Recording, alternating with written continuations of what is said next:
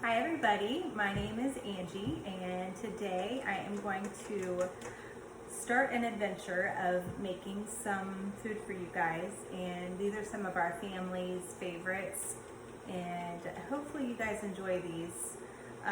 The first one I'm going to make today is chicken pot pie. I guess you would consider this a semi-homemade. So I'm going to go ahead and jump right in there. I'll go ahead and post the ingredients and the instructions on the post, but I'll go ahead and get started. First, what you'll need, I typically tend to use chicken tenders just because I find that they cook a lot faster than chicken breast. So I'm gonna go ahead and start with those. And for this recipe, for one pot pie, you're gonna need about 5, maybe 6 chicken tenders because they can tend to be bigger or smaller depending on where you get them. So anyway, so what I'm going to do first, this is probably one of our favorites, it's Lawry seasoned salt, and I'm just going to take a little dusting of that on our chicken, not a lot, just to season a little bit. And then, this is one of my favorites too, and it's actually really healthy for you, avocado oil, and it can do a pretty high smoke point. So right now I have this pan on about medium. So I'm going to drizzle a little bit of that in there. Okay. And then put the seasoned side down. It's a good sound when your pan's already hot.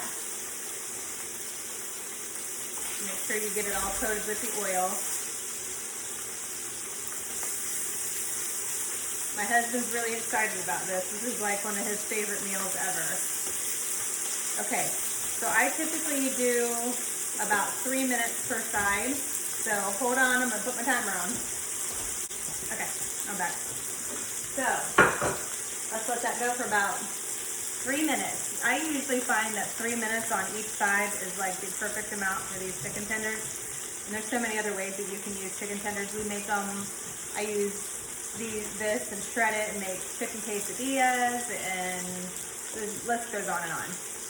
Anyway, the story behind this chicken pot pie is that I had my son, and he ended up having to go into the children's hospital right after he was born and had to have a surgery.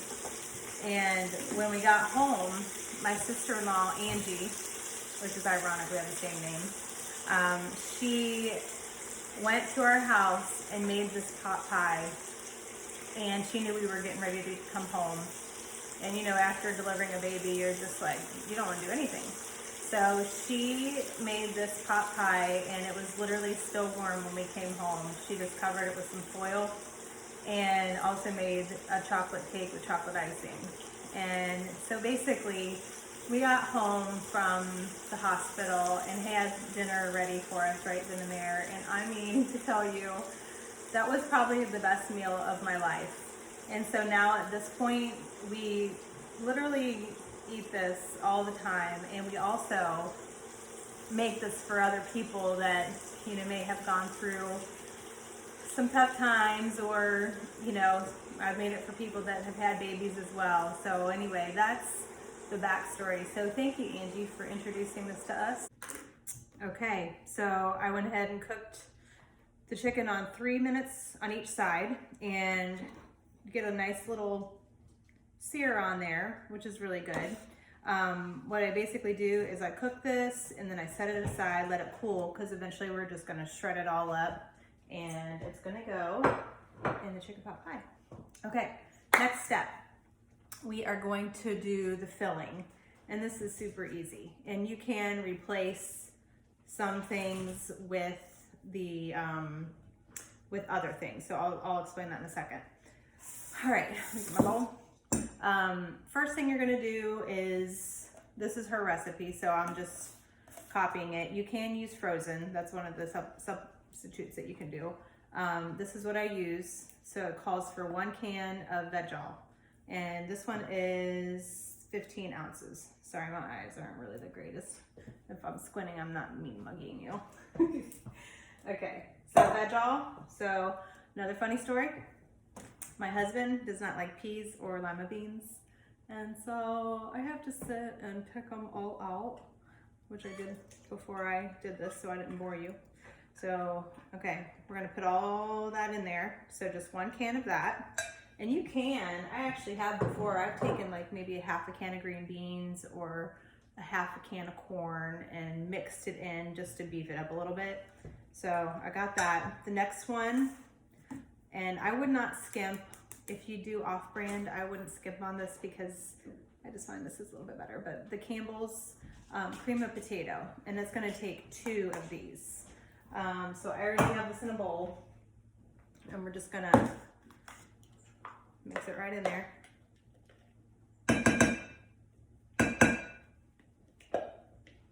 Okay. Then, half a cup of milk.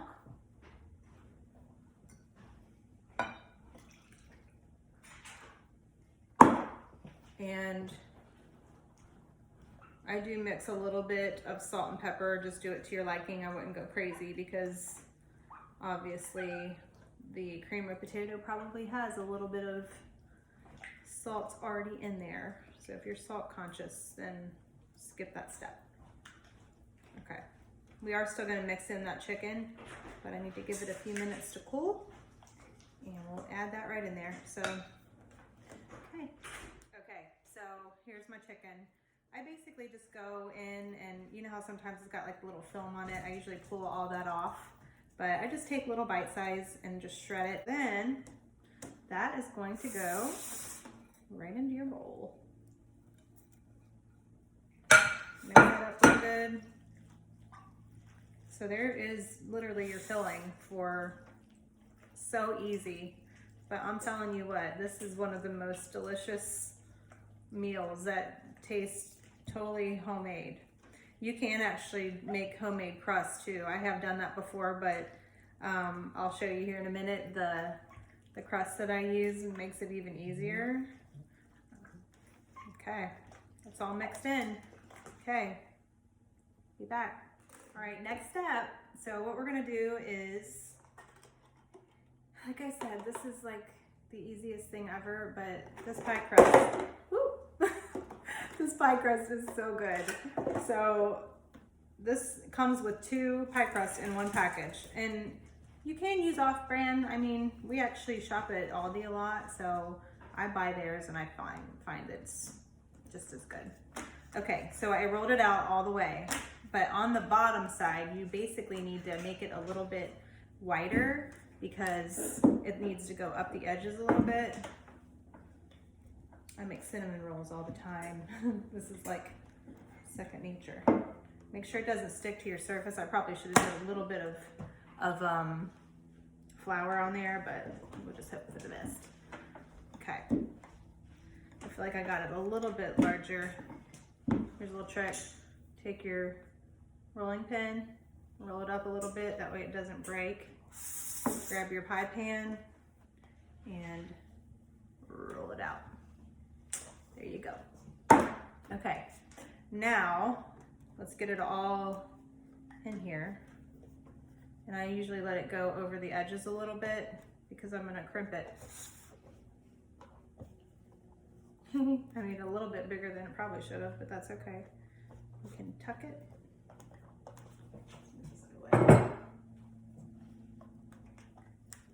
If you guys try this, I would love to hear what you think about it.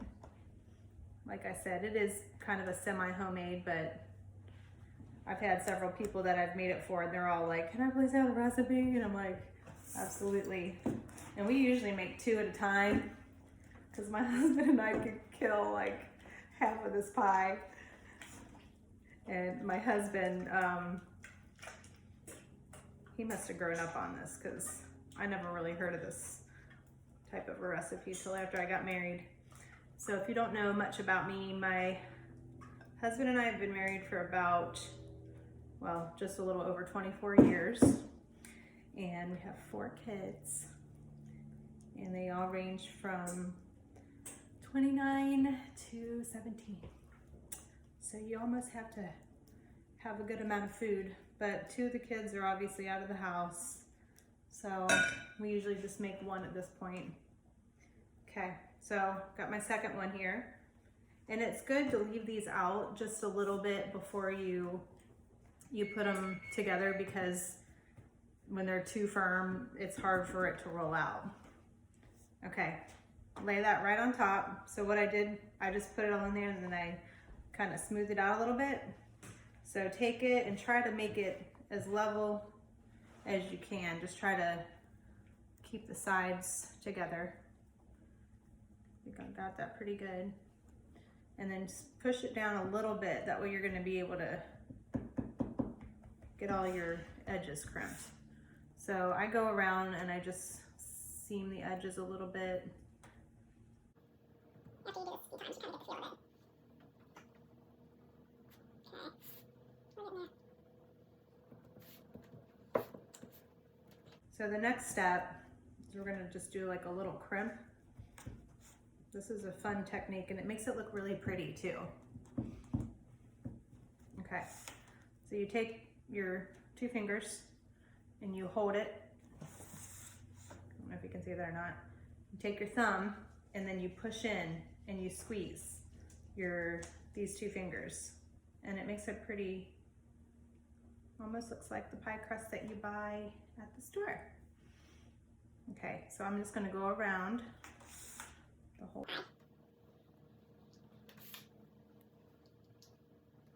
My wonderful 19-year-old daughter is helping me with my editing skills, so. Okay.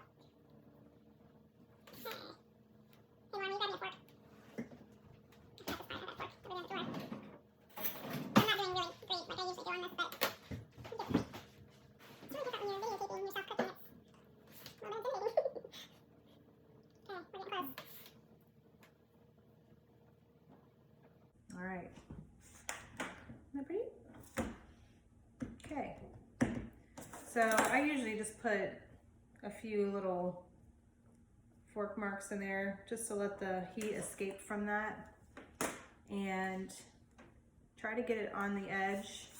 One tip that I would definitely recommend is to get a pie crust form.